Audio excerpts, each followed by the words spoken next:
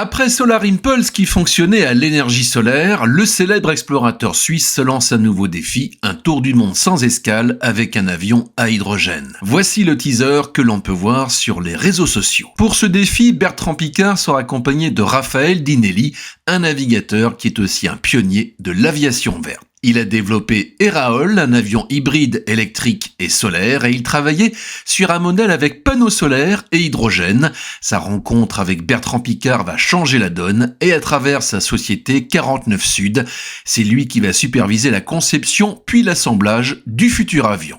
Et cet appareil, le voici. Le défi sera d'intégrer à bord de l'hydrogène liquide. Il faudra de la technologie et c'est là qu'intervient Syensqo, un spécialiste des matériaux issus du chimiste belge Solvay. C'est le principal sponsor et partenaire technique.